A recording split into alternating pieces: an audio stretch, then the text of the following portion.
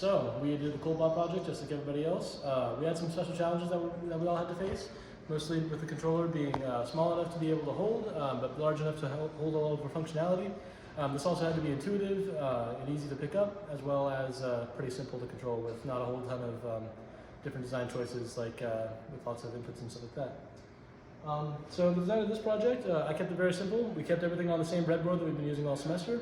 You can see right here, this allowed for a pretty large working area, but still close enough that we were able to use it. We had some things with the joysticks, which we will go into later about the research that led to that.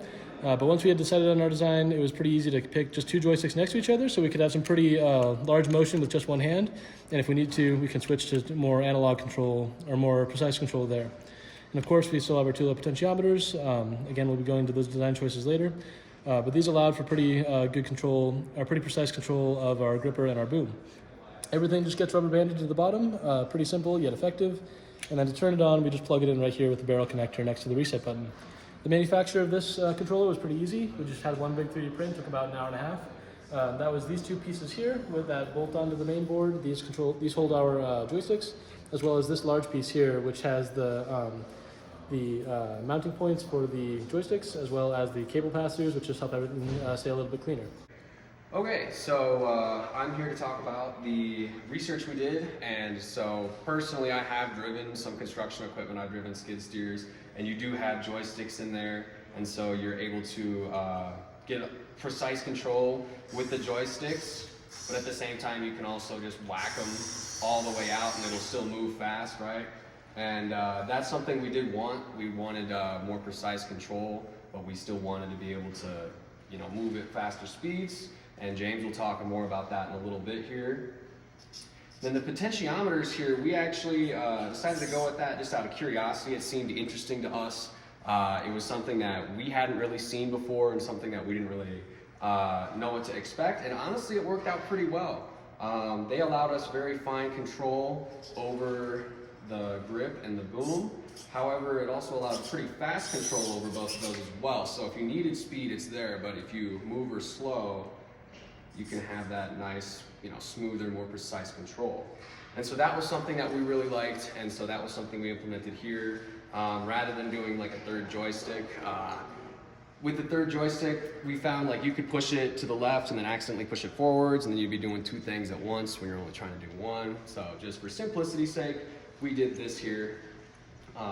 We also had another terrible idea about doing like 8 buttons where it would all be buttons, but that was honestly more just for to fill out the design matrix, because we needed something that really wouldn't work very well. We don't think buttons would have worked very well, just because you would either have to automate it, and that would be difficult, or you wouldn't get very much precision just sitting there tapping a button. Then over here we have the flow chart of how the transmitter and the receiver work.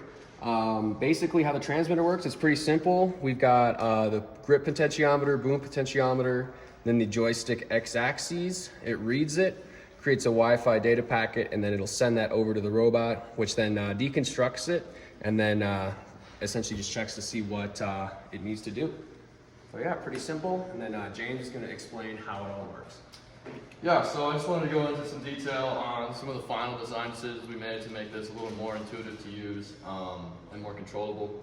So like Zach was saying, we use these potentiometers that let you just instantly set the position you want to go to, rather than having to deal with accelerating it and holding a joystick to close and open it. We also made each control a separate input, just to make it even more precise in those low speed environments where we're picking up the beams, to make it a lot easier to pull that off successfully.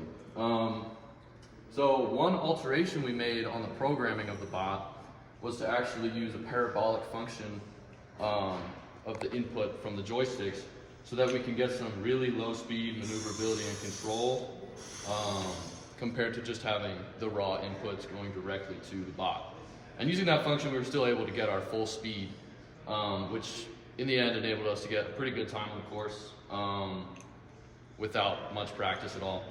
Also wanted to just show off this wiring diagram we made here. Literally it's just 4 potentiometers, because these joysticks are just potentiometers with a stick on them. And it was a pretty straightforward design process, really cheap and easy to put together, as well as being intuitive to use. And we pretty much were able to learn how to use this instantly with no difficulty. So yeah, that's our bot. I'm just gonna like show it off, driving a little bit. I'll put it on the floor here. As you can see, we've got our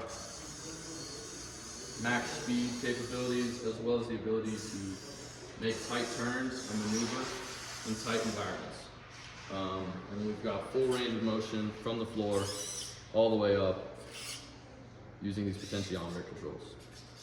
So yeah, if you liked our design, let us know, and we would love to get the contract.